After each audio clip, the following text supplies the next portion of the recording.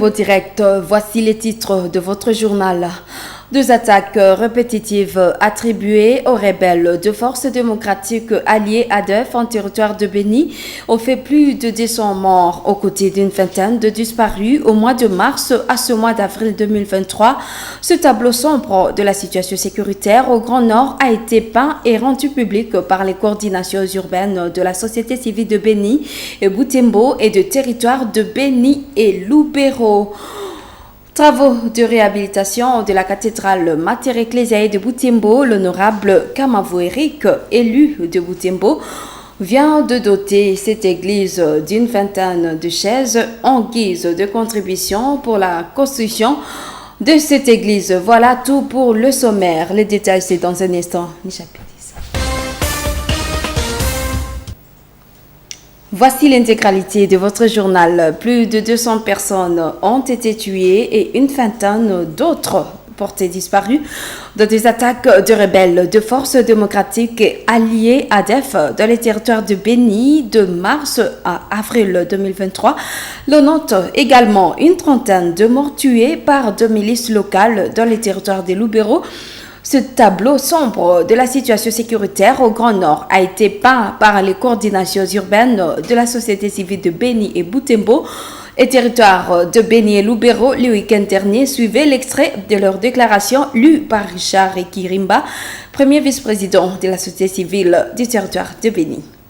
En territoire de Béni, de mars et avril 2023, les attaques ADEF et alliés ont occasionné la mort de plus de 200 personnes et une vingtaine de disparus. 5 centres d'enrôlement des électeurs ont été attaqués avec comme conséquence un civil, un policier tué. Il s'observe actuellement aussi la concentration de plusieurs bastions ADEF dans la partie ouest de la route nationale numéro 4. En territoire de Lubero, pour la même période, on a enregistré 36 personnes tuées, 6 personnes portées disparues et 15 blessés causés par l'activisme des groupes armés locaux et certains par les ADF. 4 centres d'enrôlement ont été attaqués par des groupes armés avec comme conséquence 3 armes emportées, 3 policiers et 1 militaire tués. En ville de Béni, on note actuellement la recrudescence du banditisme urbain par les mains armées, le cambriolage nocturne de plus de 150 maisons, des cas de justice populaire et a occasionné la mort de 2 personnes, dont un policier. Une arme à feu a été aussi emportée dans une attaque contre les centres d'enrôlement en ville de Béni.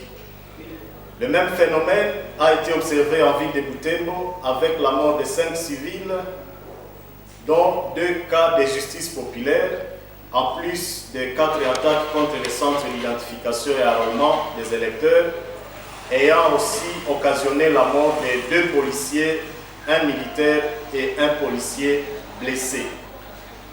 De manière globale, les opérations d'enrôlement des électeurs ont été caractérisées par la mauvaise cartographie au départ, les pannes des machines et le non-paiement des agents commis à ces opérations qui a occasionné le monnayage et autres antivaleurs.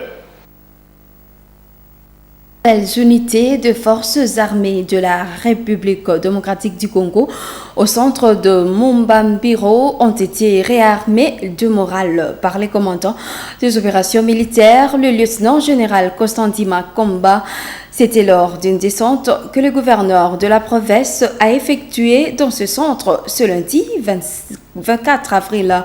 Le lieutenant-général Constantima a rappelé aux nouvelles unités certaines règles militaires auxquelles il s'est tenu. Reportage de Maïri Noël Kabouya de la presse du gouvernorat.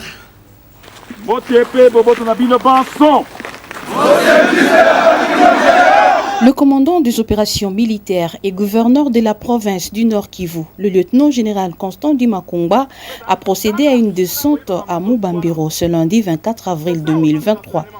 Il était question pour le lieutenant-général Constant Ndima Komba de réarmer les morales des troupes au centre d'entraînement de Mubambiro, en territoire de Massissi. Le gouverneur et commandant des opérations militaires en province du Nord Kivu a rappelé à ces hommes le règlement militaire auquel ils sont tenus. Yango wana boyambaki mbela ya mokonzi ya mboka, boyambi mbela ya gouvernement na biso, boyambi mbela ya chef d'état-major général, bokendaki ko s'inscrire comme likili, bokoti na centre de formation. L'état a bandi ko former yo po koma soda.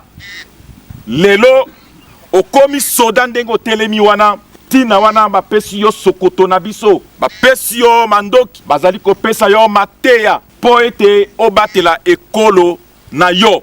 Soda bazali discipliné. Nda okoma lokola biso. Nda okoma lokola biso. Soda bazali discipliné. Po mosala na biso yo surtout awa discipline.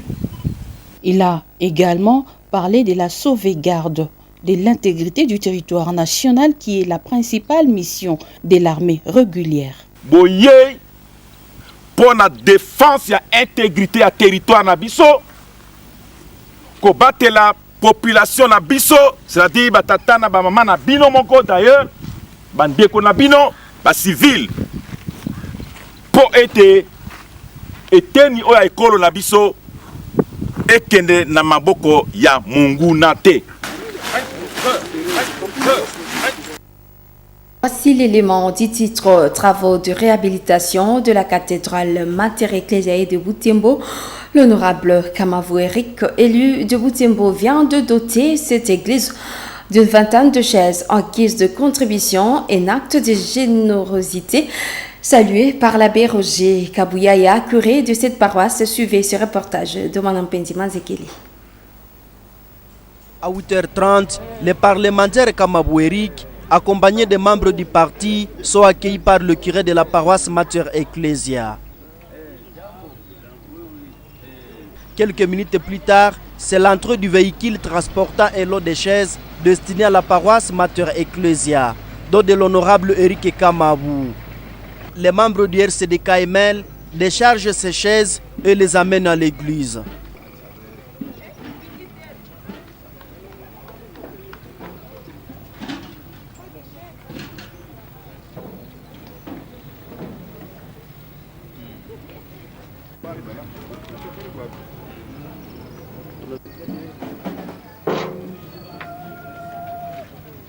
Abbé Roger Kabouyaya, curé de la paroisse cathédrale, salue la générosité de cet élu de Butembo. C'est vraiment un besoin parce que nous sommes en train de réhabiliter notre église cathédrale et nous sommes en train d'y mettre des chaises pour que chaque chrétien, quand il y arrive, il peut s'asseoir aisément. Et lui, il nous a donné ces chaises pour matérialiser effectivement ce qu'il avait déjà dit. Donc, il tient à sa parole et il vient de nous donner, en tout cas, ces dons et nous le remercions sincèrement. Il vient de donner 20 pièces de chaises et nous lui remercions parce qu'il fait don à l'église. Voilà ma joie. L'honorable Kamavou Eric pose cet acte dans le cadre du jubilé de Monseigneur évêque Sikuli Palouk Melkisedek, patron de la cathédrale de Butembo. Non, je voulais poser ce geste puisque c'est quand même important de voir comment notre église est en train d'avancer. Notre évêque va fêter son jubilé de 25 ans. Depuis qu'il est là, il a fallu qu'on soit présent pour ces gestes-là. Et puis ce n'est pas suffisant. Donc je crois que d'ici là, je vais encore voir si je peux encore ajouter. Puisqu'il y a encore plein de places là, vides là-dedans, on va voir si je peux encore ajouter quelque chose. Ça c'est d'abord le premier geste que je fais. L'honorable Eric Kamavou vient apporter aussi son soutien aux travaux de réhabilitation de la cathédrale. L'Université de l'Assomption au Congo a organisé une conférence à l'occasion de la 10e semaine de sciences et de technologie.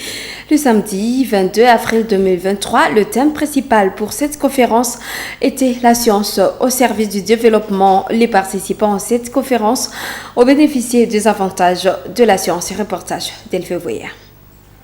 Cette conférence s'est tenue dans la grande salle ouest de Kambali. Les participants à cette assise étaient des étudiants de l'Université de l'Assomption au Congo, en majorité inscrits en Polytechnique. 4 conférenciers ont exposé. Pour commencer, c'est le père Wilfried Kibanda, recteur de l'IAC, qui parle de vocation, de la science parmi lesquelles la vocation de vérité. La première vocation de la science, c'est la vérité. C'est la quête de la vérité. C'est chasser l'ignorance. Ce qui fait que donc, les premières préoccupations des scientifiques n'ont pas été vraiment de savoir qu'est-ce qu'on va faire avec les savoirs, mais d'abord de chasser l'ignorance, savoir. Ce qui fait que les premières sciences qui se sont développées, comme les mathématiques, n'avaient pas directement d'application.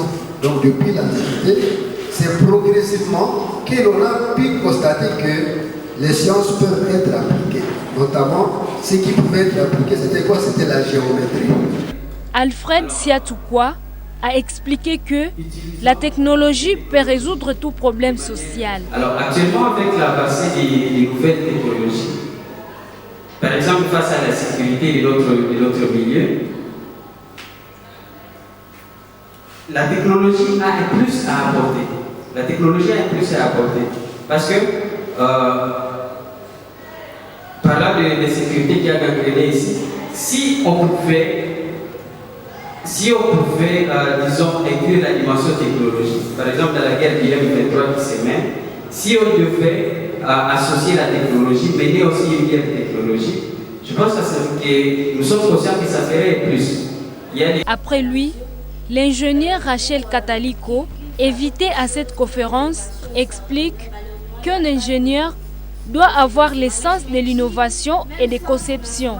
Elle ne doit pas se contenter de pratiquer ce que les autres ont déjà fait. C'est l'essence qu'il accorde au rôle de la science dans le développement. Quand j'aborde la question de construction, il y en a qui sont quand même un peu avancés, mais quand moi je suis rentrée, quand j'essaie d'expliquer à quelqu'un que voilà, de l'autre côté c'est comme ça au fait, tu vas attendre la personne dit que ça c'est ailleurs.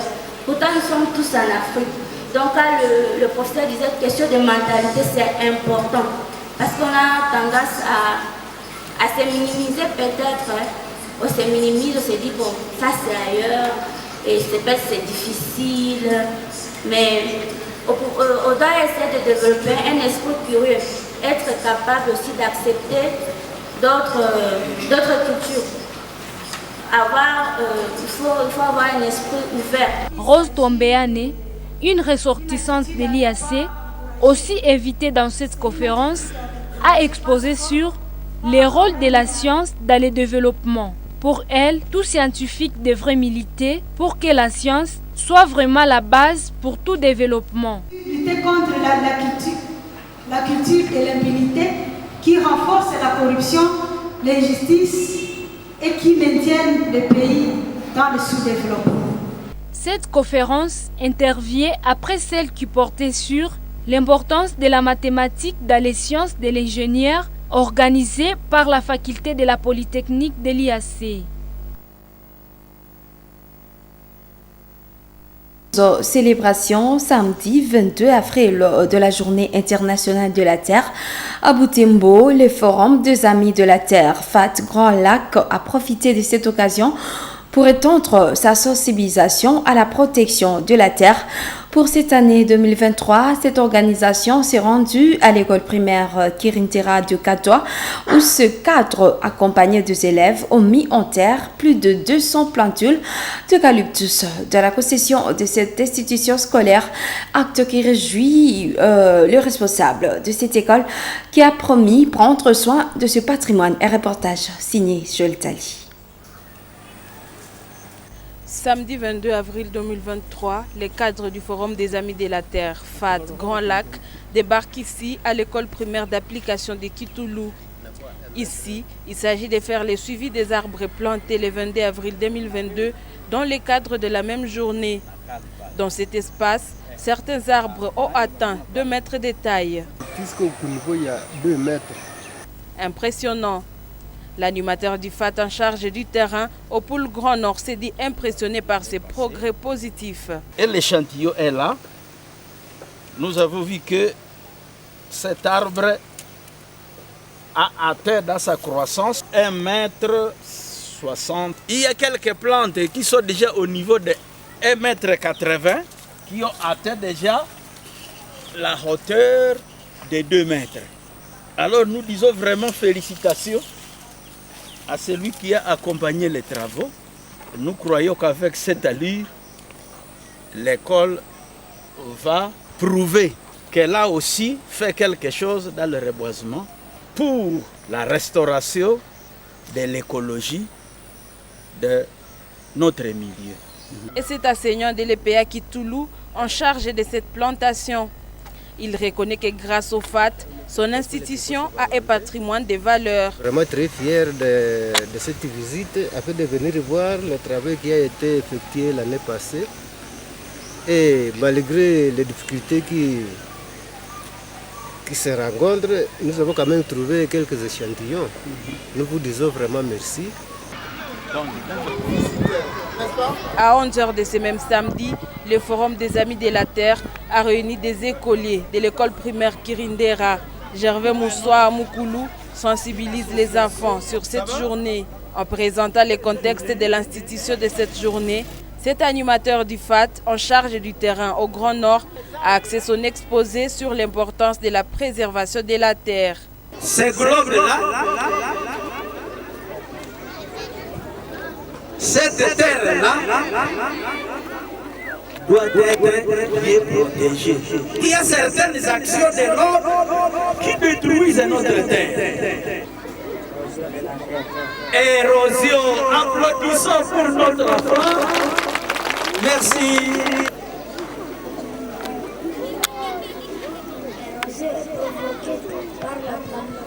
L'érosion est provoquée par la pluie. Une pluie qui arrive sur quelle terre? Sur la terre qui est déjà nue.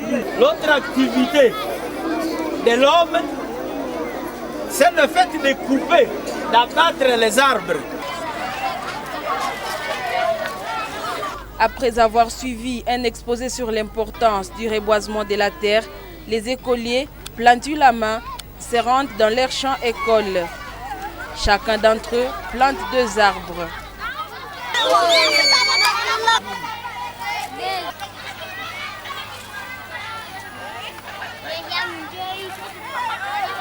Gervais Moussoua croit qu'il est important d'inculquer cette notion à une génération capable d'en faire son cheval de bataille pour la préservation d'une nature saine.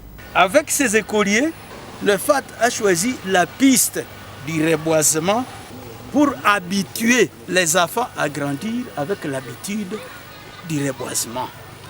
Il faut aussi avoir l'habitude de demander à leurs parents à la maison.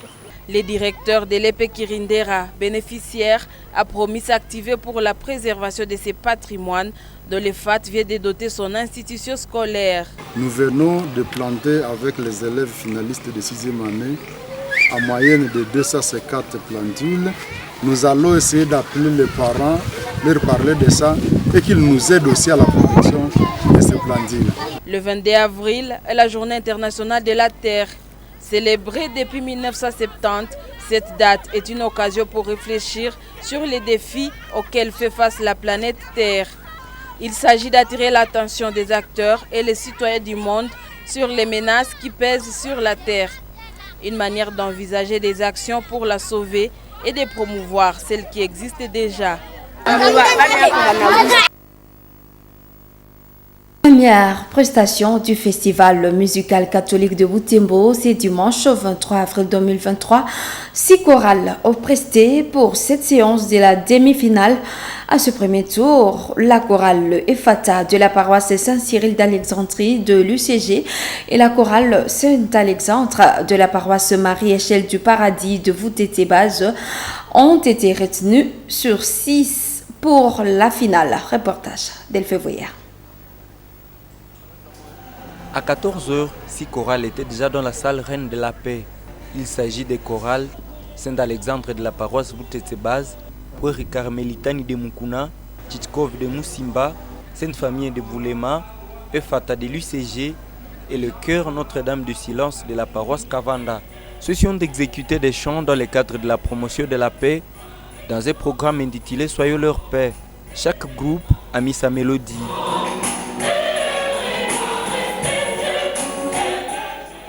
Le deuxième tour consiste à chanter un chant commun composé à l'honneur des 25 ans de l'épiscopat de Monseigneur Sikoulipalouk Meleksedek.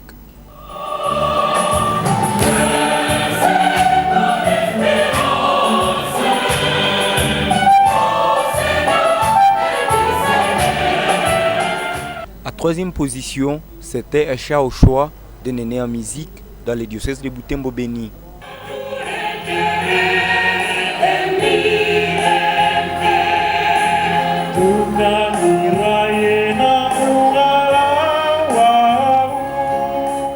Et enfin, le chant commun Eucharistia.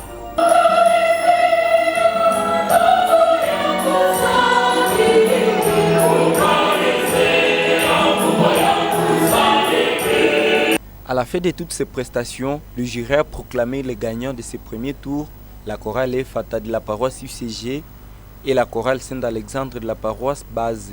Le groupe musical Saint-Alexandre a obtenu un total de 86,6.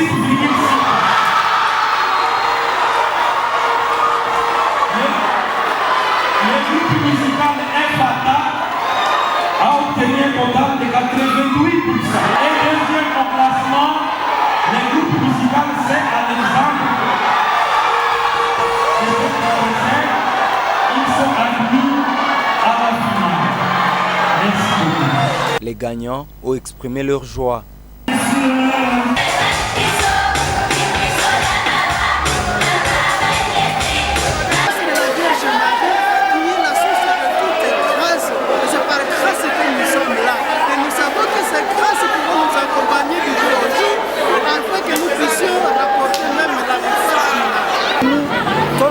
Nous avons donné le mieux que nous avons pris. Et nous pensons qu'en fait, ça dépendra du jury.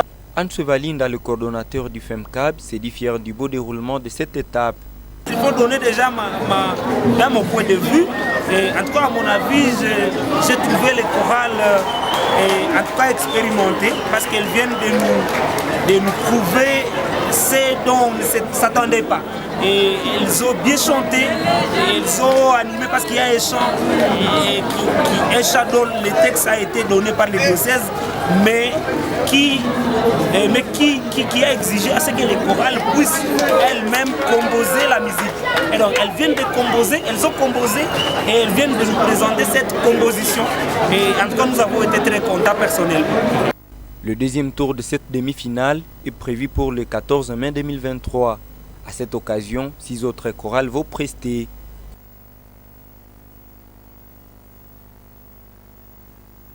Josué Sikavia, élève à l'Institut Mahamba, a été sacré champion de la première édition du concours d'éloquence de Assumption Great Dream. La finale de ce concours a confronté 6 compétiteurs au total de l'Institut Malkia Wambingu et de l'Institut Mahamba samedi 24 avril 2023 dans la salle Est du Collège Kambali. Les participants ont reçu des certificats d'assiduité et bénéficié des paiements de frais scolaires et de fournitures scolaires. Reportage Gérard Mref. Des élèves, des enseignants et quelques parents d'élèves de l'Institut Malkia Wambingu et de l'Institut Mahamba ont été visibles dans la salle Est du Collège Kambali. Ils n'ont pas voulu rater la finale du concours d'éloquence de Assumption Great Dream. Les 4 finalistes du concours ont débattu sur des thèmes autour de la paix. Gelor Kamabou de Ditima et Woutseme de Malkia Wambingu ont discuté sur le thème intitulé « Faut-il être congolais de père et de mère pour devenir président de la RDC ?» L'élève de Mahamba a dans son discours soutenu la loi de la congolité de Noël Tchani. Gelor Kamabou pense que la paix du pays viendra des Congolais de père et de mère. La loi de la congolité est d'une importance sublime en RDC au sujet de la présidence. En tant que tel, il s'avère très nécessaire que nous, véritables Congolais et défenseurs incontournables de cet immense État, devons soutenir de toute notre vigueur cette loi gardons sans tâche la dignité de notre cher et beau pays. Faut-il être congolais de père et de mère pour être président de la RDC? À cette question fameuse, ma réponse est affirmative et c'est là au nom de la justice congolaise. Car la loi de la congolité peut être la garantie d'une gouvernance sans trahison. Le Lève Boutseme de Malkia Wambingu, qui a décortiqué le même sujet, a donné une idée contraire sur la loi de la congolité. Selon cet élève, la vraie mission d'une loi serait de garantir la paix et la concorde entre le peuple. Sur ce, ma réponse est non. Je vais me justifier. Comme mon prédécesseur l'a bien dit, ce sujet résume la loi sur la congolité qui a été présentée au Parlement en juillet 2021 par Noël Tchani, imposé. Le cardinal Fridolin Ambongo a répondu à cette question. Il a bien dit que, je cite, le Congo a assez de problèmes pour pouvoir ajouter un de plus aux nombreux qu'il n'arrive pas à résoudre. Donc, selon lui, nous avons assez de problèmes, surtout qui concernent l'insécurité, pour pouvoir ajouter un de plus. Il a aussi souligné que si cette loi parvenait à être votée par le Parlement, nous n'aurons que nos yeux pour pleurer lorsqu'elle sera mise en application. Donc, si cette loi parvenait à être votée, au Congo, il y aura création de 2 blocs. Par ailleurs, Josué Sikabia de Mahamba et Hepi de Malkia Wambingu ont débattu autour du thème « Au nom de la paix, toute vérité n'est pas bonne à dire ».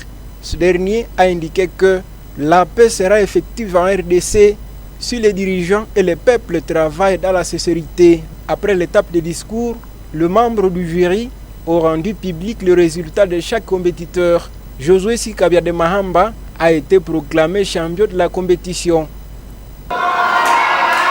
Il s'agit de Josué. À l'occasion, tous les compétiteurs ont reçu des certificats d'assiduité et bénéficié des paiements de frais scolaires et de fournitures scolaires. Le père Moulumba, représentant du père provincial à cette activité, a encouragé la bravoure des candidats. Dévoilé il y a une semaine, le comité de l'Assomption sportive Nyuki de Butembo a été présenté aux joueurs ce dimanche 23 avril 2023. L'équipe sera désormais coordonnée par le ministre Julien Paluku Mumbere Mwenke Rempe aux affaires en tant que président sportif des Nyuki. L'équipe se fixe comme première vision de se battre pour remonter en première division de la Ligue nationale de football de la RDC. Tout le monde a été appelé à y mettre du sien pour que cet objectif se concrétise. Un reportage, une fois de plus, de Jules Tali. Après plusieurs mois sans comité officiel, l'association sportive Nyuki de Butembo se dote d'une nouvelle équipe dirigeante à sa tête. Celle-ci, qui a été annoncée il y a une semaine, a été présentée aux joueurs ce dimanche 23 avril à l'occasion d'une cérémonie de prise de contact entre les deux parties. Ce comité en face des joueurs est dirigé par Mumbere Mwengerembe, président sportif. Celui-ci, dans ce premier mois à ses athlètes, a indiqué que l'objectif que se fixe désormais l'association sportive Nyuki de Butembo est de retourner à l'INAFO Division 1. Pour y arriver, il faut l'implication des uns et des autres, mais aussi la discipline des joueurs. Vision ya kwanza yenye tuko nayo pamoja na mkubwa ya kwanza ni kurudia muliki A. Itarudia muliki A namna gani? Kurudia muliki A itakuwa faut na nyie mkwe wa responsable. Le vice-président de l'équipe reconnaît que le défi est à nouveau relancé. Il appelle au respect de principes fondamentaux et aux valeurs de l'équipe, et surtout à chacun de reconnaître sa place et sa limite pour parvenir à l'excellence que vise l'AS Nyuki. D'abord, il faut discipline.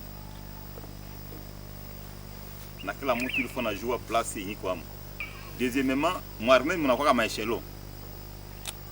Mina wazia capitaine ndio porte-parole wa joueur. Kupatia wale bakoche respect. Na ingine il faut kwanza upendo entre nyinyi. Le coach Aruna, entraîneur-chef de l'AS Nyuki, préconise lui une collaboration comité, staff et athlètes sur tout point de vue pour réussir. Nilikuwa natumia neno moja nisema volonté des joueurs. Maana volonté kama tunataka kufika mu objectif yetu. Engagement, détermination, concentration. Inarudi mnani.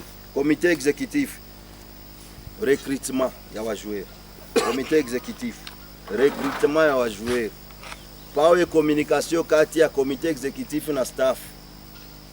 Pakiwa communication kati ya comité exécutif na staff, tutaenda vizuri. Tuangalie wapi pe tuko na probleme, wapi pe tunapaswa kuongeza wajoueur. Tusijaze wajoueur wakuja kuleta desordre kujita.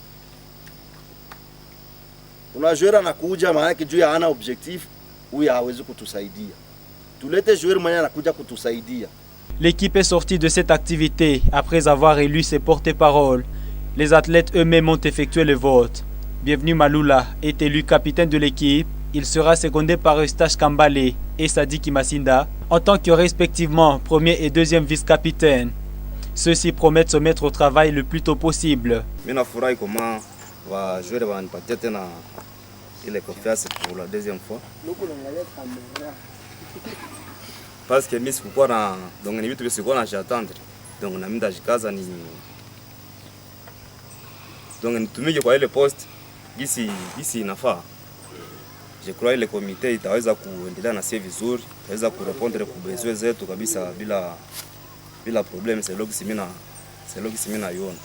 À part Mumbere Mwengerembe, président sportif, et Mouindo Kaumula, vice-président, d'autres hauts cadres de ces comités sont entre autres Kambale Kinyeu, deuxième vice-président, Luanzo Sambili Roger, secrétaire sportif, Kombia Mundala Shukuru, secrétaire sportif adjoint, Mouindo Patrick, trésorier, et Merveille Kisune, son vice. Tout ce comité est chapeauté par le ministre Julien Paluku, qui en est le coordonnateur. C'est la fin de cette édition. Au revoir.